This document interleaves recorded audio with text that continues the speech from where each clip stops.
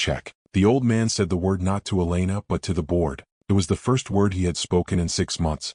Dr. Elena Vasquez, standing in the doorway of room 14, froze. She had been assigned to the psychiatric ward of Walter Reed for 3 weeks, and in all that time, patient 47, Samuel Reeves, had not uttered a single sound. Before we begin, make sure to subscribe to Soldier Stories so you never miss these true tales of courage.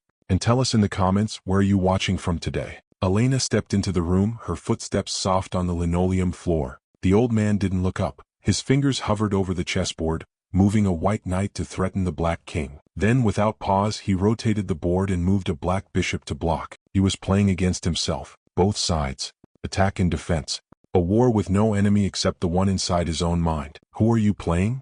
Elena asked, pulling up a chair. The old man raised his head. His eyes were clear, startlingly clear, with none of the fog or distance she expected from a patient diagnosed with paranoid schizophrenia. These were eyes that calculated, measured, assessed. Eyes that had seen things most people couldn't imagine. The enemy, he said. Always the enemy. Who is the enemy? The old man smiled. It wasn't a warm smile. It was the smile of someone who had been waiting for exactly this question. You don't know yet, but you will, because he's watching you too. Elena felt a chill run down her spine. She had read his file, what little of it she could access. Vietnam veteran, decorated, retired.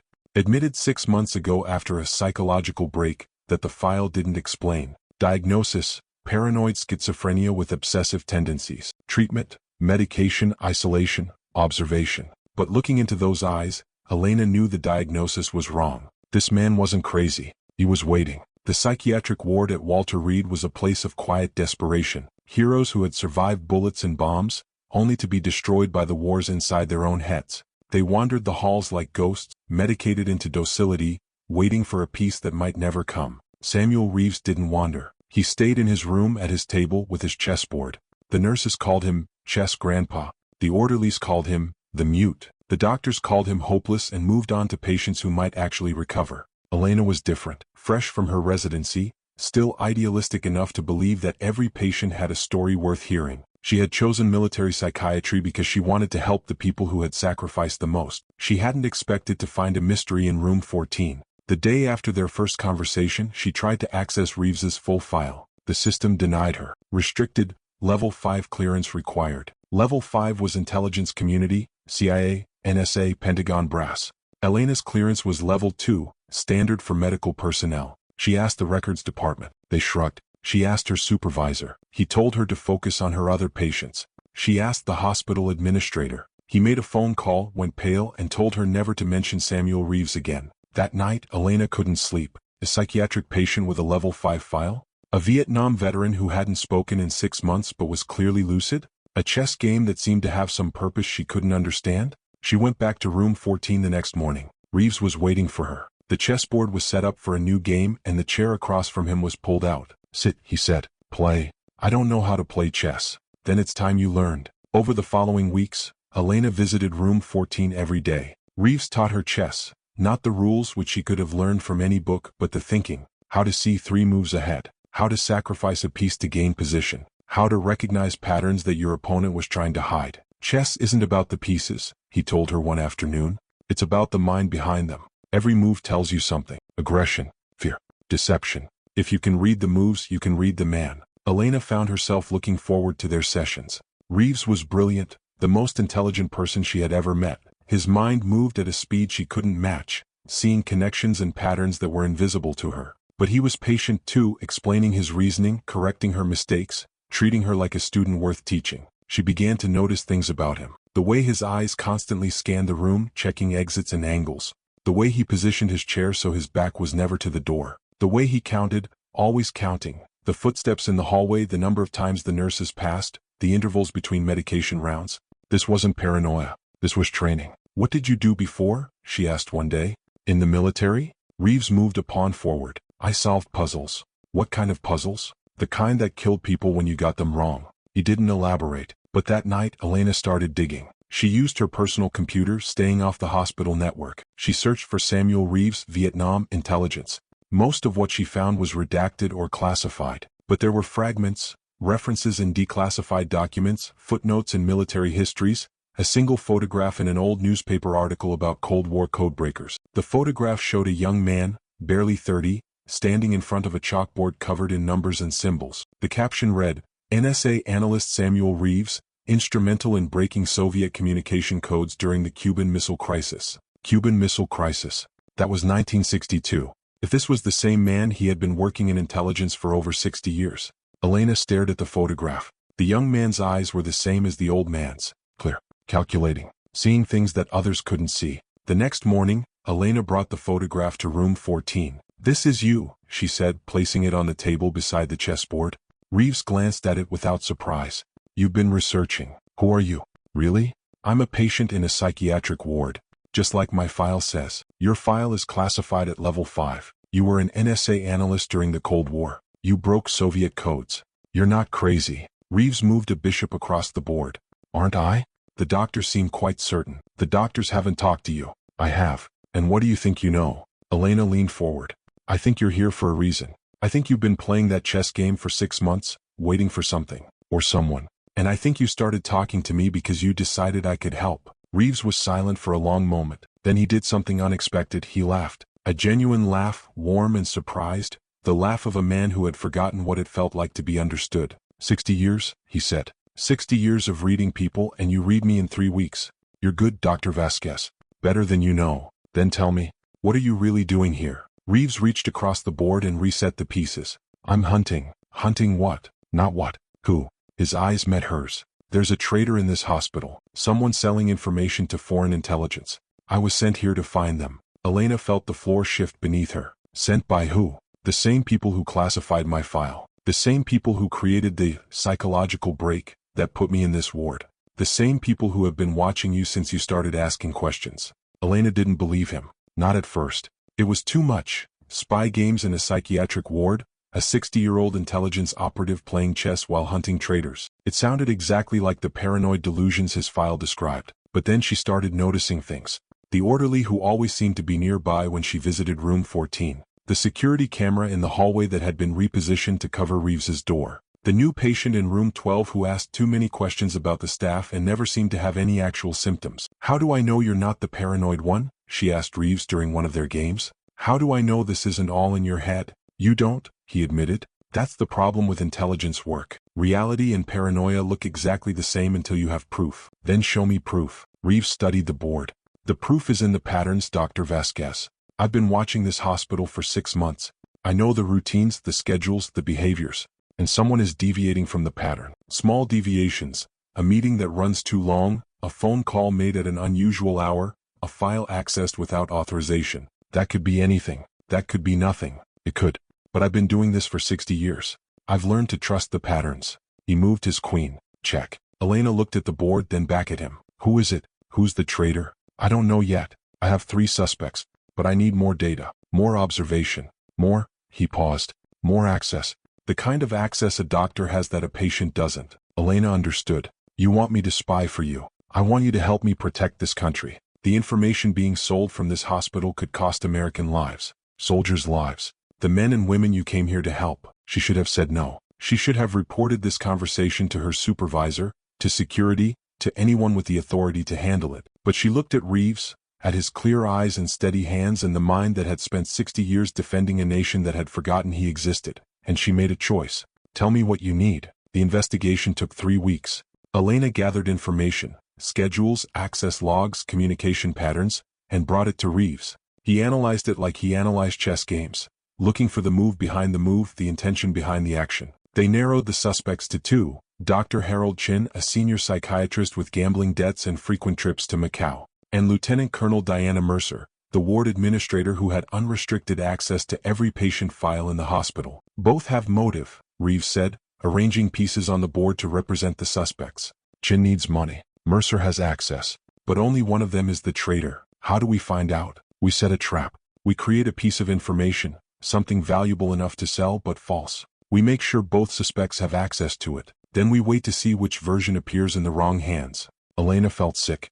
You're talking about a sting operation. In a hospital. With patients. I'm talking about catching a spy before more people die. Reeves's voice was hard. This isn't a game, doctor. The information being sold from this ward includes troop movements, intelligence assets, undercover operatives. Real people. Real names. Real lives at stake. She knew he was right. She knew the stakes, but she also knew that what they were doing was dangerous, not just physically but professionally. If they were wrong, if this was all a delusion, her career would be over. And if they were right, what do you need me to do? Reeves handed her a folder. This is the bait. A fabricated intelligence report about a fictional operation in Eastern Europe. It includes specific details, dates, locations, asset names, that don't exist. I've created 2 versions with slight variations. Give version A to Dr. Chen. Make sure Colonel Mercer sees version B. And then we wait. If the information surfaces in foreign intelligence channels, we'll know which version they received, and we'll know who sold it. Elena planted the bait. It was easier than she expected. A casual mention to Dr. Chen about a classified patient with knowledge of overseas operations. A file left accidentally visible on her desk when Colonel Mercer stopped by to discuss scheduling. Then they waited. 3 days passed. Nothing. Elena began to doubt. Maybe Reeves was paranoid after all. Maybe she had risked her career for nothing. Maybe the whole thing was an elaborate delusion constructed by a brilliant but broken mind. On the 4th day, Reeves called her to room 14. His face was grim. It's Mercer, he said. Version B surfaced in a Czech intelligence report 12 hours ago. The information was transmitted through a dead drop in Georgetown. How do you know this? Because I still have friends in the community, friends who have been waiting for me to find the leak. Elena sat down heavily. What happens now? Now we end this. Reeves stood. The first time she had seen him leave his chair in weeks. He walked to the window and looked out at the courtyard below. I've already contacted my handlers. Mercer will be arrested tonight. The investigation will be classified and I'll be transferred to another facility. And me? He turned to face her. You'll be fine, Dr. Vasquez. You were never officially part of this operation. As far as anyone knows, you were just a doctor treating a psychiatric patient. That's not what I meant. Elena stood facing him. I mean, what happens to us? To this? She gestured at the chessboard, at the room, at the strange partnership they had built over the past weeks. Reeves smiled, that rare warm smile that transformed his face. I've been doing this for 60 years. I've worked with hundreds of people, partners, assets, handlers. Most of them I've forgotten. But you, Dr. Vasquez. He paused. Y'all remember. You have the gift. What gift? The gift of seeing. Most people look at a chessboard and see pieces. You learn to see the game. That's rare. That's valuable. He moved toward the door. Keep playing. Keep watching. And when you see something that doesn't fit the pattern, trust your instincts. They're better than you know. The arrest happened at 9 p.m. Elena watched from the window of room 14 as Colonel Mercer was escorted out of the building by 2 men in dark suits. No sirens, no handcuffs, no scene, just a quiet removal as if she had never existed. Reeves stood beside Elena, watching the car pull away. 30 years, he said quietly. She was recruited 30 years ago when she was a young lieutenant. She's been feeding information ever since. Patient records, security protocols, intelligence assessments. God knows how many operations she's compromised. How many people have died because of what she sold. Why did she do it? Money at first, then ideology, then habit. He shrugged. It's always simpler than you expect. Evil usually is. They stood in silence for a moment. Then Reeves turned and walked to the chessboard. He began to pack away the pieces, placing each one carefully in a velvet-lined box. I have one more question, Elena said. Ask. Why chess? You could have done your analysis on a computer, on paper, in your head. Why spend 6 months playing chess against yourself? Reeves paused, a white king in his hand. Because chess is honest. Every move is visible. Every decision has consequences. In my work, in the real game, nothing is visible. Everything is hidden, manipulated, deceived. I spent 60 years swimming in lies. Chess reminds me that truth exists, that patterns can be trusted, that the right move made at the right time can change everything. He placed the king in the box and closed the lid. And because it gave me something to do while I waited for someone like you to walk through that door. The next morning, room 14 was empty. The bed was made with military precision. The chessboard was gone. Samuel Reeves had vanished as completely as if he had never existed. Elena asked about him at the nurse's station. They looked at her blankly. Patient 47? He was transferred last night. Didn't you hear? Transferred where? Shrugs. Blank stares. The bureaucratic amnesia that covered things no one was supposed to remember. Elena returned to her other patients, her other duties, the normal routine of a psychiatric resident at a military hospital. But nothing felt normal anymore. She had seen behind the curtain. She knew that the world contained shadows and secrets that most people never suspected. A week later, she found a package in her locker. No return address. No note. Inside was a chess set, beautiful, antique, the pieces carved from ivory and ebony. And beneath the board, a single photograph. It showed a young woman, Elena herself, sitting across a chessboard from an old man in a hospital room. The angle was high, almost certainly from a security camera. On the back, in handwriting she recognized, were 3 words: "The game continues." Elena smiled. She set up the chessboard in her apartment that night and began to play. White against black, attack and defense. Looking for patterns, reading moves, training herself to see what others couldn't see. 3 months later, she was contacted by a man in a dark suit who asked if she would be interested in a different kind of medical practice. She said yes.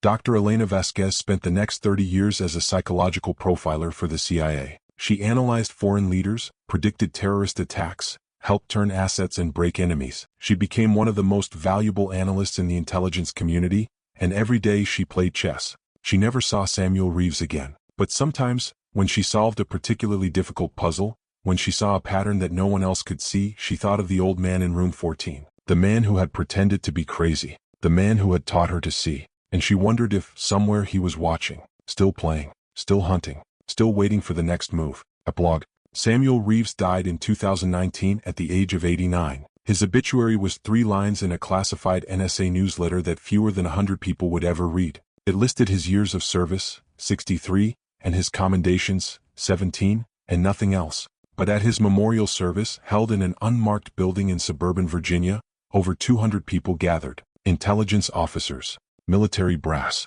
politicians whose names would never be connected to this place, and one woman, a retired CIA profiler with silver hair and sharp eyes, who stood at the back and cried without sound. The eulogies spoke of operations that had never officially happened, of lives saved by intelligence that had appeared as if by magic, of a man who had spent his entire life in the shadows so that others could live in the light. Elena Vasquez didn't give a eulogy. She didn't need to. She had already said goodbye in her own way, 1,000 times over 30 years. Every chess game she played was a conversation with her mentor. Every pattern she recognized was a gift from the man who had taught her to see. When the service ended, a young officer approached her. He introduced himself as Reeves's grandson, a surprise since Reeves had never mentioned family. "He left you something," the young man said, handing her a velvet box. Elena opened it. Inside was a chess piece, a white queen carved from ivory worn smooth by decades of handling, and beneath it a note. "The queen is the most powerful piece on the board. Not because she's the most valuable, but because she can move in any direction.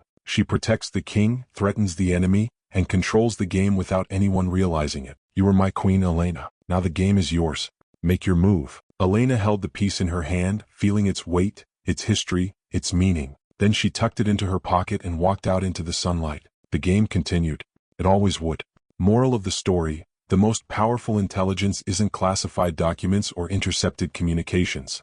It's the ability to see patterns that others miss, and the patience to wait for the right moment to act. If this story moved you, don't forget to show your support. Please subscribe for more soldier stories. We bring you true tales of courage, sacrifice, and honor. Stories that remind us of the quiet strength carried by those who serve. Until next time, stay safe, stay strong, and never forget the heroes among us.